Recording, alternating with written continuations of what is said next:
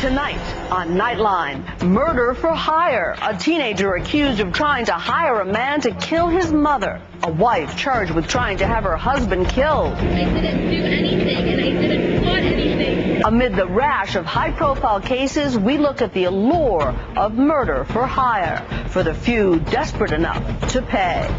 Plus, state and defense. They are the ultimate power couple of U.S. foreign policy, and they have formed a historic alliance. We sit down with Robert Gates and Hillary Clinton for their first foreign joint interview. And mystery missile. The Pentagon, air traffic control, and NORAD are all stumped. What was that flying off the California coast? And why can't anyone tell us? From the global resources of ABC News, with Terry Moran, Cynthia McFadden, and Bill Weir in New York City. This is Nightline, November 9th, 2010. Good evening, I'm Cynthia McFadden. We begin tonight with crime. It sounds like the stuff of detective fiction, but murder for hire continues to pop up on police blotters across the country. The intended victim may be a spouse, a business associate, or even a parent. What unites most cases, experts say, is that amateur criminals are overwhelmingly behind the murder plots, apparently believing they can't be held accountable if they themselves do not pull the trigger.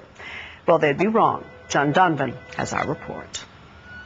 Murder for hire. Even in this economy, some of us are still willing to pay for it. Take just the last few and the next few weeks. We have the sentencing next month of former Food Network star Juan Carlos Cruz, who tried to pay two homeless men to kill his wife. TMZ had that story. What did he tell you to do once you went in? To strangle her. He told you to strangle her. The arraignment in Ohio last month of a mother-in-law accused of plotting to hire an assassin to finish off her son-in-law. In March, Dalia DiPolito goes on trial in Florida. I'm positive, like 5,000% Charlotte. These recorded conversations allegedly show her negotiating terms for her husband's murder. And then only a few weeks ago, the arrest of a teenager named Matthew Campbell in Montana for allegedly trying to buy a murder. He has entered a plea of not guilty, and just the other day, he wrote home for the first time from jail. This is a letter. His mom, Dana Campbell, reads aloud to his two sisters.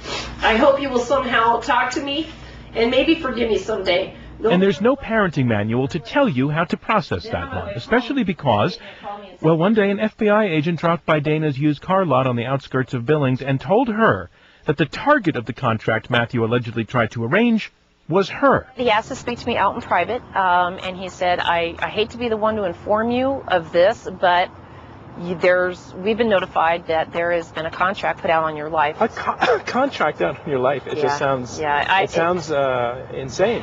Over a long career with the FBI, Brad Garrett says he has worked on many of these sorts of cases. Because people believe in their sort of naive state that they can step to somebody else, have them commit the murder. They think if that guy pulls the trigger, I'm clear. Right. Only most of the time, wrong. As Dalia DiPolito learned to her regret, according to prosecutors, because in that now notorious scene where she appears to be hammering out the details, it turns out the supposed killer for hire in the driver's seat was actually an undercover cop making recordings for the Boynton Beach Police Department. What they do is they step to a friend or an associate or someone that they knew in their past. And what happens, in a vast majority of the time, the person they step to goes to law enforcement, whether really? They're local they get police. ratted out. The next step is actually to stage a false murder. DiPolito was called home by police one day. Thank you for coming. I'm sorry to call you. And given the false news that inside her husband lay dead, murdered. Okay, I'm sorry to tell you, man. He's been killed. He's been killed, man. I'm sorry. And then they got DiPolito into an interrogation room. First of all, let me just tell you, I'm sorry for your loss. I just want to see my husband, please. She continues to speak as a shocked widow. Remember, as far as she knows, her husband is dead. Why would they go through that if she's just going to deny it? What do they establish in there? They just want to see if she reacted or confessed at that point? Well, a case is always much better if you can get people to actually admit that they have committed this act. But then they tell her the so-called killer is actually one of their own men. That's an undercover police officer. We filmed everything that you did, recorded everything that you did. I didn't do anything. Listen to me. I didn't do anything. You're going to jail. I didn't do anything, please. I didn't do anything. And they quote back what they have her saying on tape. You need a real good attorney because we're going to show them the film where you say you're 5,000% sure you want him dead. And finally they tell her that her husband is still alive. Your husband is well and alive. Thank God. Oh yeah, thank God. Can I see him? No, he doesn't want to see you. I so wanted to see him. He doesn't want to see you.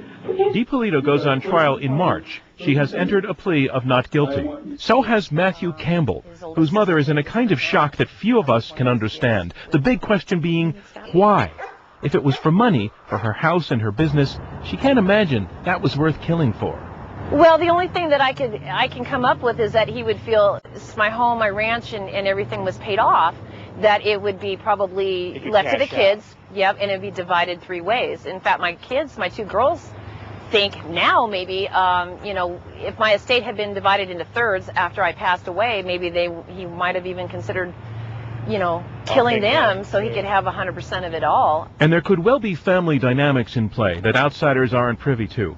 His sister Nikki, though, says she never saw this coming. Even if my mom was gone, he knows that the 2 of us are still here, so he's not going to get full financial gain out of what my mom owns. Well, your mom said maybe his plan was to kill you, too. And it could be. Maybe if he thought that he successfully eliminated one and got away with it, but even what we're talking about, the whole idea that your brother would kill you it just sounds so completely off the reservation. It does. It's so far-fetched. But something else that sounds far-fetched to Dana's ears, Matthew's letter of apology and explanation, because in it he says that this was all some big complicated misunderstanding.